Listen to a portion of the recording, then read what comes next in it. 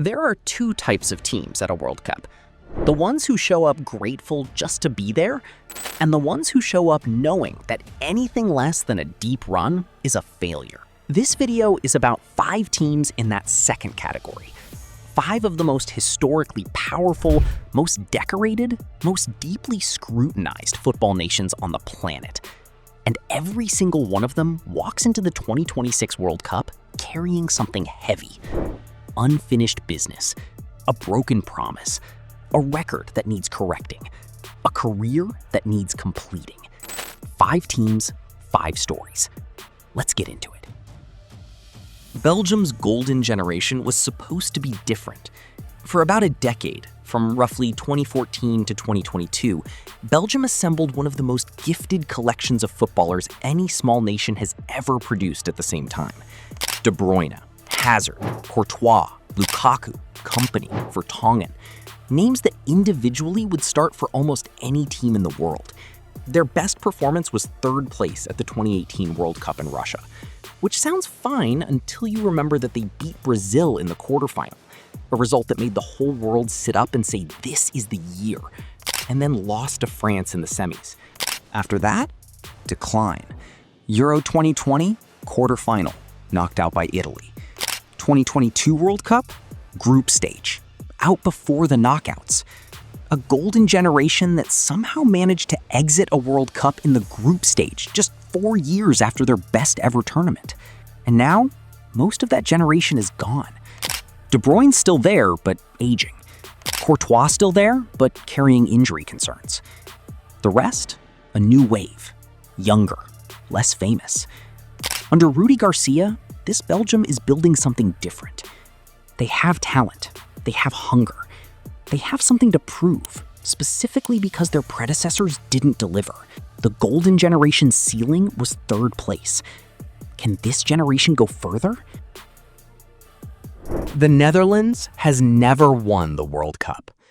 Johan Cruyff, arguably the most influential footballer who ever lived, the man who invented total football, who changed how the entire world thinks about the game, never won a World Cup. Got to the final in 1974, lost to West Germany. Marco van Basten, 3-time Ballon d'Or winner, one of the greatest strikers in history, never won a World Cup. Dennis Bergkamp, Ruud Gullit, Clarence Seedorf, Patrick Kluivert, Frank Rijkaard, Arjen Robben, who somehow reached a World Cup final with the Netherlands in 2010 and missed that would have won it.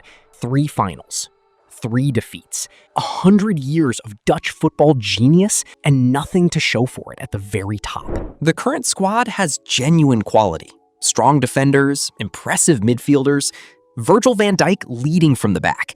The Netherlands missed the 2018 World Cup entirely, didn't even qualify. They reached the quarterfinals in 2022 before going out to Argentina. 2026 is the latest chapter in the longest-running, surely this time, story in football. The Oranje need to prove that the jinx is over, that Dutch football's place at the summit of the game is real and not just theoretical.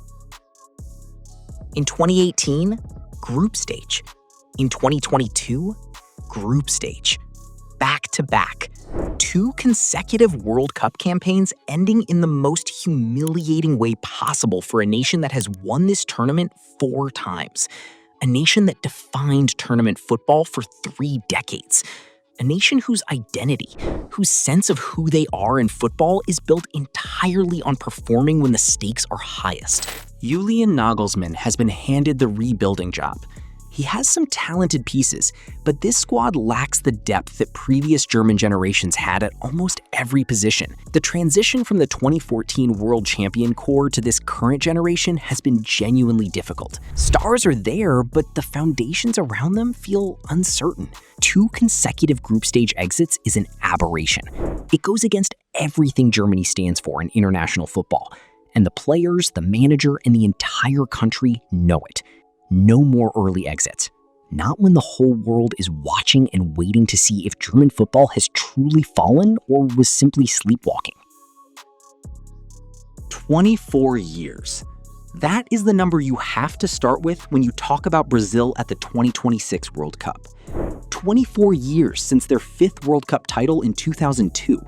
In those 24 years, a 7-1 demolition on home soil in 2014 that left an entire nation in tears, quarterfinal exits, penalty heartbreaks, tournaments that started with the weight of inevitability and ended with the same crushing disappointment.